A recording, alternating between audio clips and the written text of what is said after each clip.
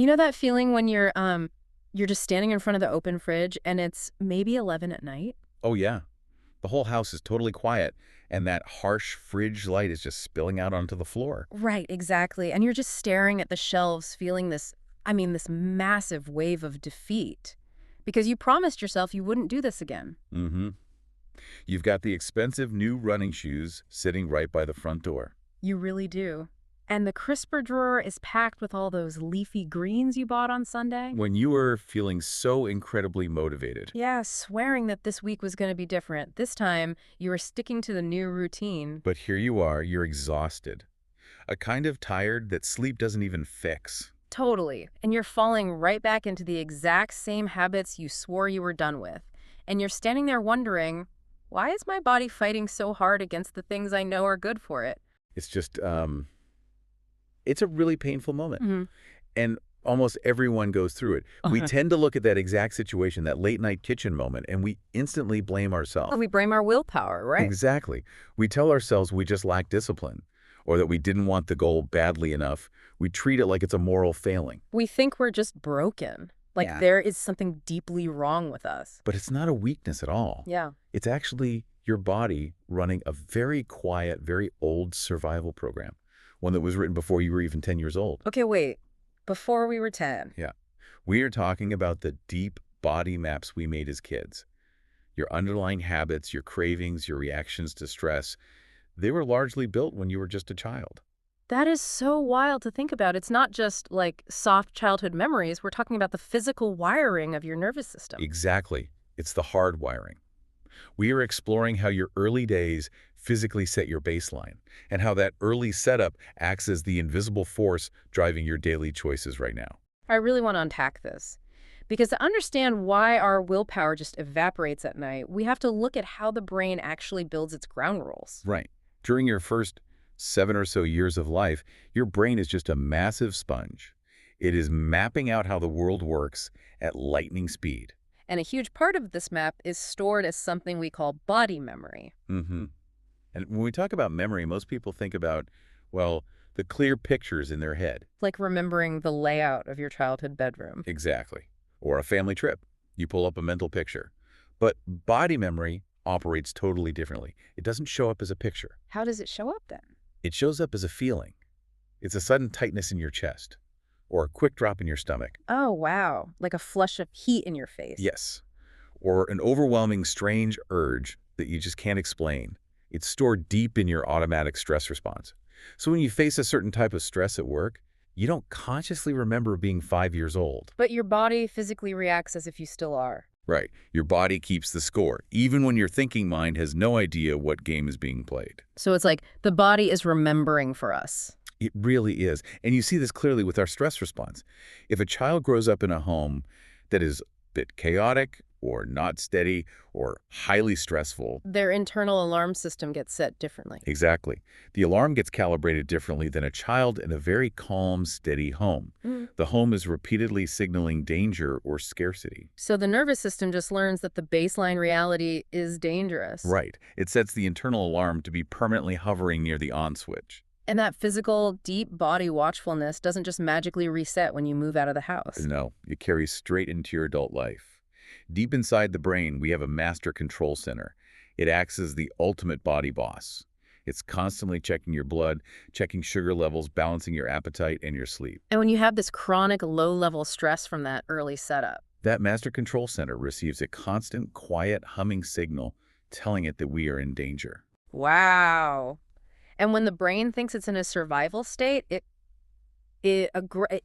just heavily favors right now survival over your long-term health. It has to.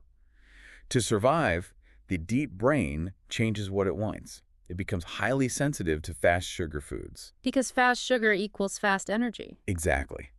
In a state of danger, a massive hit of sugar is the fastest way to signal temporary safety to the body.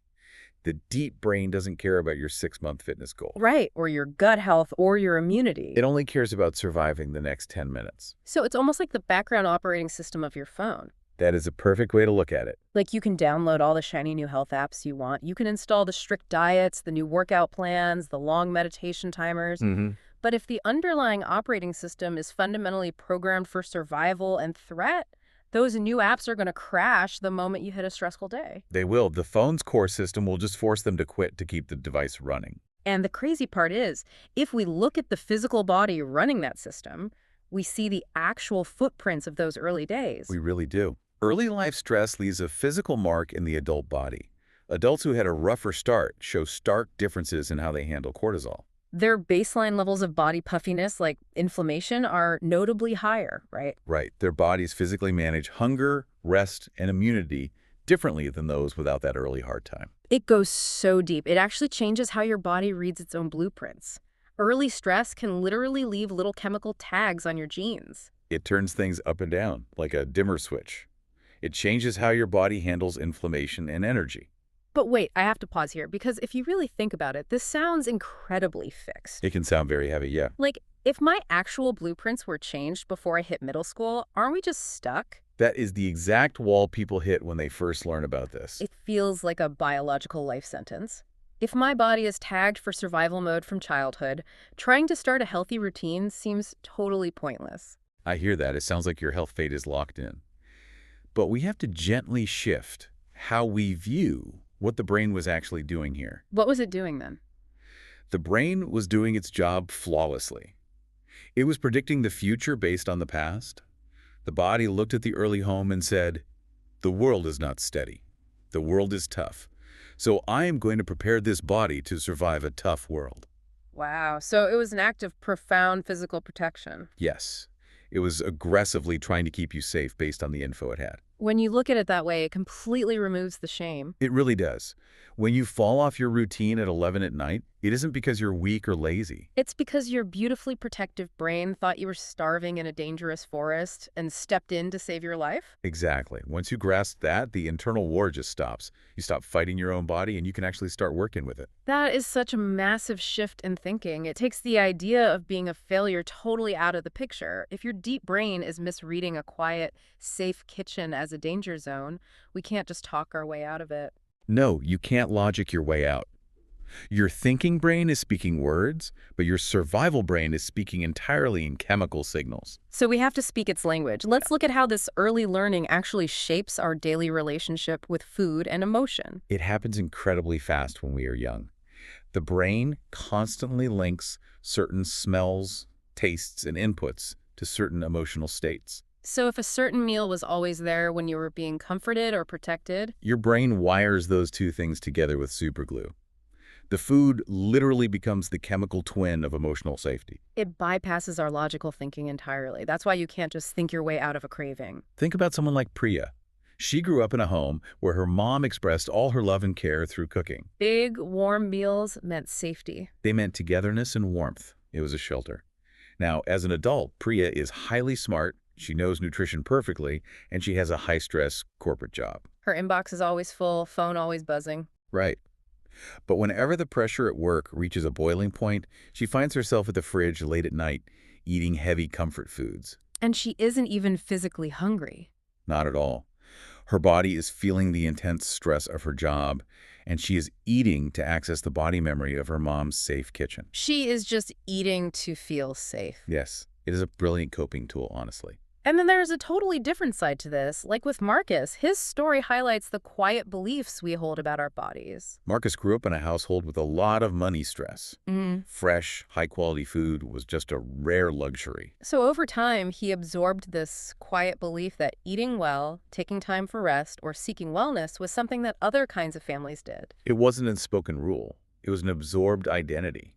He learned that taking care of his body wasn't for him. So even later in life, as a successful adult who could easily afford good groceries, Whenever Marcus tried to fill his cart with fresh produce or take time for his health, he felt a profound sense of feeling fake, like an imposter. his deep belief system was sending an alarm saying, "This is not for you. You are stepping outside your safe zone." Right. It creates an invisible wall. People dealing with these hidden beliefs often delay taking care of themselves, Oh. or they quietly ruin their own routines. Because deep down, their body assumes their health is a problem to be fixed, or that they simply don't belong in the healthy group. Which just proves that cravings and self-sabotage aren't character flaws. They are literally SOS signals from your body. When you reach for that highly comforting food after a brutal day, your body is just trying to rescue you from a profound feeling of being unsafe. It really makes you pause and wonder. When you are incredibly stressed, what specific food do you reach for? And if you trace the feeling of that food backward in time, what childhood feeling does it represent? What is the feeling you are actually hungry for? Exactly.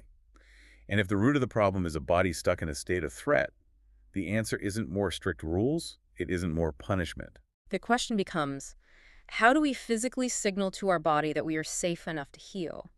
How do we change the internal weather so the survival alarm can finally power down? We have to send chemical safety signals. Let's look at the gentle roadmap to doing this, starting with what keeps the alarm bells ringing. We know highly processed foods, lots of caffeine, alcohol, skipping meals, and eating really late keep the cycle going. But let's look at why. Let's take caffeine. We all love it. But high caffeine directly spikes your cortisol. It strongly reinforces the stressed out state. You are chemically creating a fake emergency in your body. Right. Your body doesn't know it's just a Tuesday morning at the office. It thinks a lion is chasing you. And alcohol. People use it to wind down. It might offer a brief illusion of rest, but it severely harms deep sleep and upsets your gut health. This leads to a massive cortisol bounce back the next morning. And skipping meals is maybe the most common trigger, right? It really is. When your blood sugar drops quickly, your deep brain panics. It interprets the drop as an immediate famine. So it floods your body with stress hormones to force you to go find food. You're basically pouring fuel on the survival mode fire. But the good news is we also have clear physical tools to soothe the system. We're talking about fermented foods, foods rich in magnesium, complex carbs, and slow, steady movement. The gut-brain connection is magic here. Fermented foods like kefir or good quality kimchi bring happy little helpers to your gut. Those good gut bugs, right? Yeah, and they produce calming signals that travel directly up to the brain. They act as a physical blanket on brain inflammation. You are using gut health to literally cool down a stressed hot brain. And magnesium is huge. You find it in leafy greens and pumpkin seeds. Chronic stress rapidly burns through your body's magnesium stores. And you need magnesium to calm cortisol and keep the body from misfiring. Exactly. Also, things like walnuts and flaxseed lower body inflammation and help repair the brain's mood centers. And complex carbs like lentils or warm oats provide the steady building blocks for serotonin. Which stabilizes your mood without the quick sugar spike that triggers a sudden crash. If we step back and look at the bigger picture, you have to realize these are not diet tips. No, not at all. This isn't about counting anything or restricting yourself to change how you look. These are body communication tools. You are using the warmth and chemistry of these foods to create a repeated feeling of safety in your body. You are sending a physical message that says, we have plenty of resources. We are safe now. And it isn't just about food, it's movement too. Yes, steady, rhythmic movement like a slow walk or even gentle dancing actively soothes your core nerve pathways and shifts you into a state of rest. Just slow, steady nasal breathing physically forces your heart rate balance to steady out. It tells the deep brain to stand down. We have all these gentle tools. The beautiful next step is bringing this physical safety into your daily awareness. How do we softly rewire those childhood patterns without needing, years of deep therapy? We focus on gentle awareness steps. Number one is keeping a food emotion journal for a few weeks, but with a massive, non-negotiable rule. You absolutely do not track calories. Not a single one. You only note what you ate, the room you were in, and the emotion you were feeling right before you took the first bite. And the reason you remove the math is entirely physical. Right. The moment you start tracking numbers, looking for deficits, and focusing on restriction, you force your brain into a rigid thinking mode. You wake up the scarcity alarm all over again. Exactly. By removing the numbers, you allow the mind to stay soft and curious. You are simply pulling the old hidden habits out of the shadows and just looking at them. Step 2 is adding physical safety signals before the food even touches your plate. Sit down at an actual table. Stop eating standing up over the kitchen sink while scrolling through emails. Take 3 slow, deep breaths before your meal. Put the phone in another room. You are fundamentally changing the physical space in which the food lands in your body. Step 3 is just noticing your cynical inner voices. When you start making these soft changes, does a voice whisper, "Why bother? You'll just quit anyway"? Write that exact phrase down, because that isn't a core truth about who you are. It's just a recorded echo of an old belief system trying to keep you in familiar, known territory. And step 4 is deliberately pairing good, nourishing food with immense pleasure. Eat something deeply healthy, but do it in a beautiful setting. Or while listening to a piece of music you absolutely love, you are using the exact same mechanism of body learning. But this time, you are the one building the new connection. Here's where it gets really interesting to me. We're talking about all this gentle changing, and there's a massive assumption we need to take apart. Oh, about healthy homes. Yes. People assume that if you grew up in a household with perfectly healthy food, plenty of fresh vegetables, home-cooked organic meals, you automatically develop a healthy bond with your body. The very logical guess, Yeah. but it is incredibly flawed. Right, because it's about the emotional feeling of the room, not just the physical pieces of the food. Even kids growing up in incredibly loving, highly health-aware homes can develop deeply complex, difficult bonds with food. Mainly if the home was rigidly controlling, if food was constantly tied to body shame, or strict moral rules about what is clean versus dirty. Or if there was just heavy parental anxiety at the table, the child's body logs that distress. So the broccoli completely loses its value if the body feels judged, watched, or unsafe while eating it. That is the core truth of it all. The body absorbs the tension, not the vitamins. Wow. Absorbs the tension, not the vitamins. That is so profound. If you eat a perfectly balanced, nutrient-dense meal while your chest is tight and cortisol is flooding your system because you're stressing over the rules, Your body digests the stress, it remembers the anxiety. and this is precisely where the profound hope of brain changes enters the conversation. The brain's incredible ability to form new connections and physically rewire itself throughout your entire life. We aren't stuck with the operating system we had at age 10. We're absolutely not stuck. The brain is continuously learning and adapting. And change doesn't require massive, sweeping overhauls that shock the system. Change happens by simply giving the body new, safe data. Small, gentle, daily choices, like taking those 3 deep breaths before a meal or taking a slow morning walk without your phone. That provides the new data. Slowly, day by day, the old survival paths weaken from lack of use, and the new safety paths grow thicker and stronger. So what does this all mean for you listening right now? It means that yes, your relationship with your health, your body, your cravings, and your burnout was likely mapped out long before you blew out the candles on your 10th birthday. Your early memories became your invisible operating system. But through gentle awareness and through the physical reality of your changing brain, you have the profound power to rewrite that code today. Every time you pause before a meal, every time you choose a food that nourishes your gut health, you are speaking directly to your survival brain. You are showing your body that the war is over and it is finally safe to rest. Those small, quiet choices add up into a completely new physical reality. I want to leave you with a final thought to just gently sit with. If your body is currently reacting to the hidden rooms of your past, what future room are you quietly building for your body with your thoughts right now? If the brain is always changing, always recording your daily states, what new physical reality are you building for yourself today? These thoughts, these questions, they don't have to stop here. Wellness Geeks has many more podcasts and videos just like this one. Subscribe to the channel and explore other episodes. They all flow the same gentle way. If this podcast felt genuinely useful to you, you share it with even one person in your life. That one share can bring a real change in someone's life. And it helps Wellness Geeks reach more people who truly need this. If this brought you real value, please support it with a super thanks. Every small bit of support keeps this channel going strong. Thank you so much for being here.